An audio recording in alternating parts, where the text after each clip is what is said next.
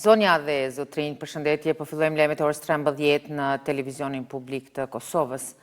Kryeministri Albin Kurti në konferencë të përbashkët me Ministrin për Komunitete e Kthimit Nenad Rashiq deklaroi se ndërhyrja e Serbisë në zgjedhjet parlamentare të 9 shkurtit në Kosovë është ndërhyrje në sovranitet dhe demokraci të vendit. Ai tha se vetë Rashiq është kërcënuar vazhdimisht nga Milan Radojqić dhe njerëzit e tij me anë të mesazheve me qëllim të dëmtimit të reputacionit të tij të votuesit serb. Kryeministri shtoi se sulmet që ka përjetuar Rashiq kanë ardhur si rezultati punës dhe ndihmës që ka bërë ai për komunitetin serb që jeton në Kosovë.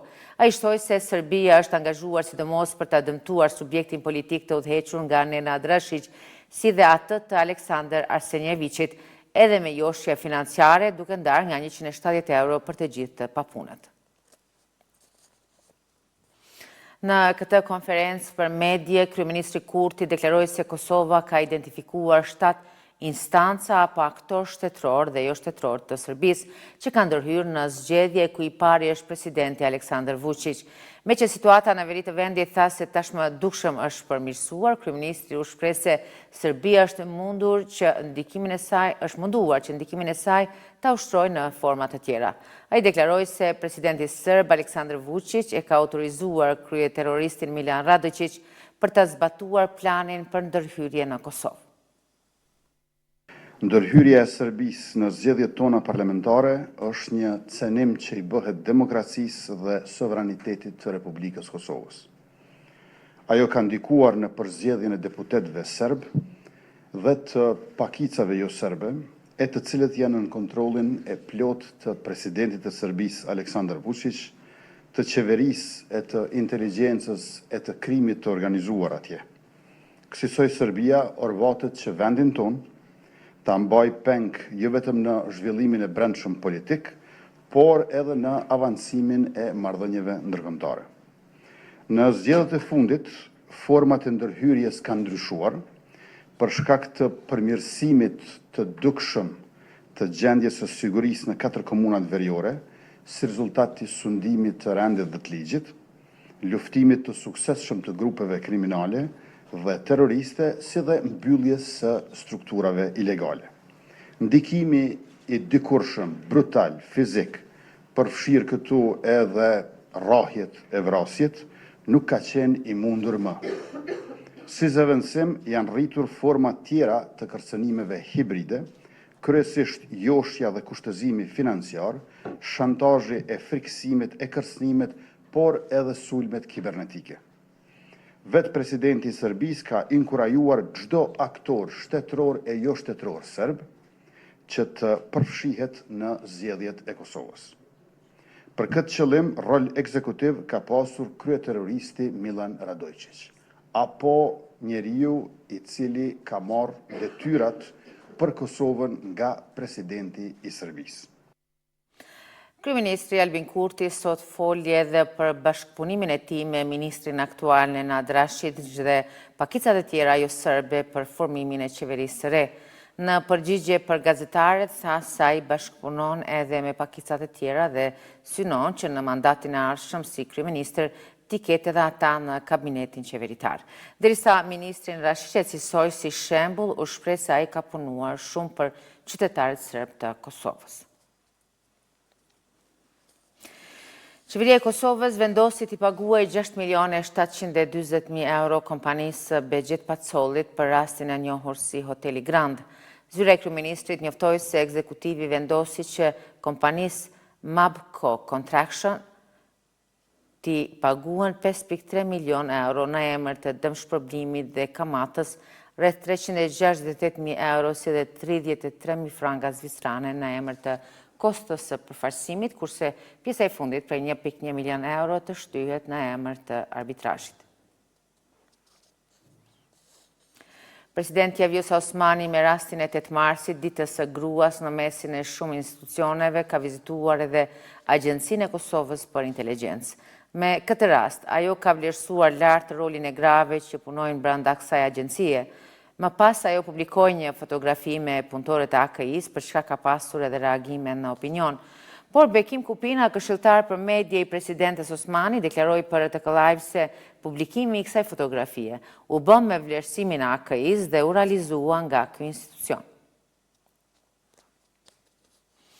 Presidenti Vjosa Osmani shprehu mbështetje të plot për popullin e Bosnjë dhe Hercegovinës, duke ju bashkuar në këtë mënyrë mesazhit të sekretarit të Shtetit Amerikan Marco Rubio.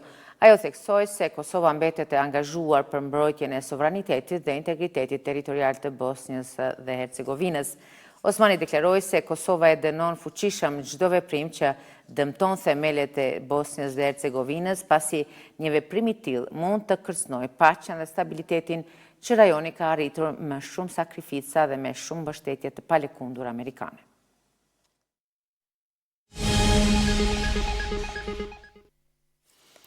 Një zjarr ka përfshirë zonën e Kullës së Qelisë në bjeshkët e Deçanit në përpjekje për ta shuar pas apelit të tij, kryetari i kësaj komune, Bashkim Ramosaj, tha se kanë dalë në ndihmë shumë vullnetar.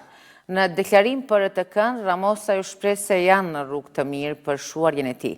Ai tha se situata ishte më e rëndë mbrëm për shkak të erës, kurse sot gjendja është më e qetë, duke shtuar se nga zjarri nuk rrezikohet jetë e njerëzve sepse është larg vend banimeve, por megjithatë rrezikohet djegja e gështenjave.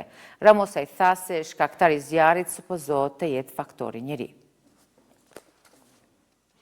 E për të kuptuar më shumë për situatën me zjarret në malet e Deçanit, flasim tani me gazetarin ton Islam Haxhiu, i cili ndodhet në vendin e ngjarjes. Përshëndetje Islam, na thuaj, a është vënë zjarri në kontroll dhe e cila është në përgjithësi situata aktuale?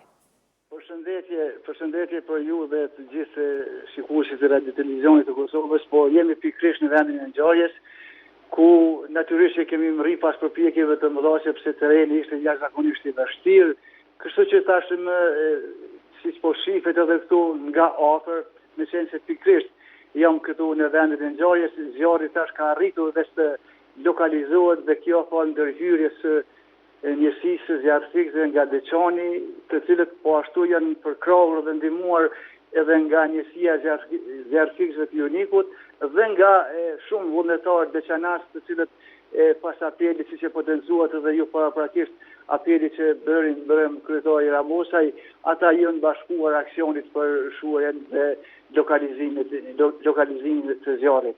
Kështu që tashmë veç duket edhe sipas deklaratave që këtu arritëm t'i marrim nga pjesëtarët e njësisë zjarrfikëve, po edhe nga vullnetarë, zjarri është nën kontroll të plot, bëhet fjalë për një sipërfaqe diku rreth 20-30 hektar përafërsisht, sepse vija e gjatë e zjarrit ka qenë diku 7-8 kilometra përafërsisht, kështu që domethënë edhe vështirësitë në këtë lokalizim ka qenë shumë të mëdha, por palë kësaj ndërhyrje tashmë duket se çdo gjë është nën kontroll. Faleminderit Islam për gjitha këto informacione.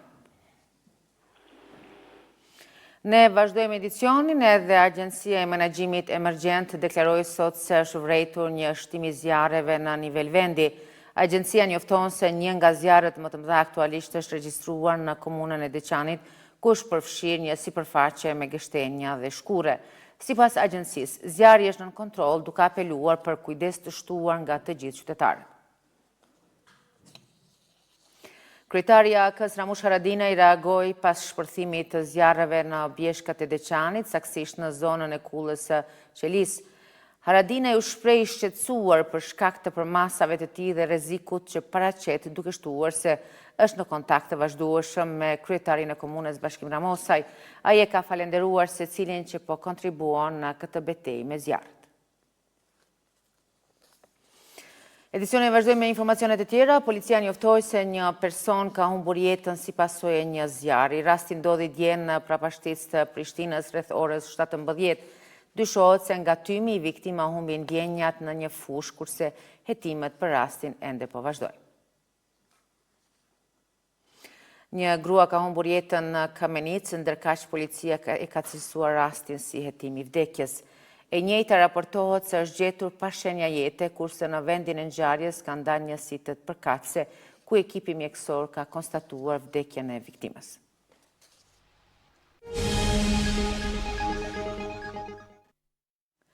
Presidenti i përkohshëm i Sirisë ka bërë thirrje për paqe të përbashkët, ndërsa përleshjet mes forcave të tij dhe militantëve alevit vazhdojnë në zonat bregdetare të Sirisë.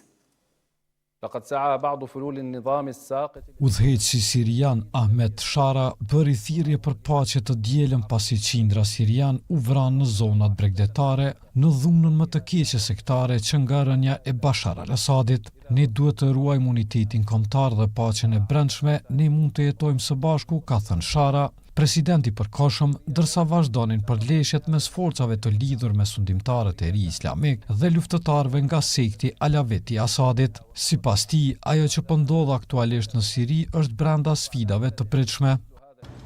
Burimet siriane të sigurisë thanë se të paktën 200 nga antarët e tyre u vranë në përleshjet me ish personelin e ushtrisë për shkak të besnikërisë ndaj Asadit, pas sulmeve të koordinuara dhe pritave ndaj forcave të tyre që u zhvilluan të ejtën. Sulmet u shndruan në vrasje për hakmarrje, ku mira mbështetës të armatosur të udhëhesëve të ri të Sirisë nga i gjithë vendi zbritën në zonat bregdetare për të mbështetur forcat e rrethuara të administratës së re.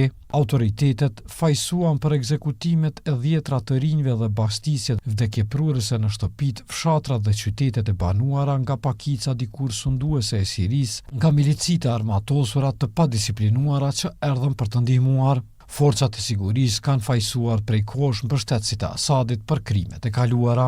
Observatori sirian për të drejtat e njerëzit, një monitorues i luftës me bazë në Mbretërinë e Bashkuar, tha të shtunën se 2 ditët e luftimeve në rajonin bregdetar të Mesdheut ishin disa nga episodet më të këqija të dhunës në konfliktin civil 13 vjeçar. Përleshjet vazhduan gjatë natës në disa qytete, ku grupet e armatosura qelluan mbi forcat e sigurisë dhe u zun prita makinave në autostradat që çojnë në qytetet kryesore në zonën bregdetare të dielën. Do që të lajmet e orës 13, faleminderit për vëmendje, mirupafshim.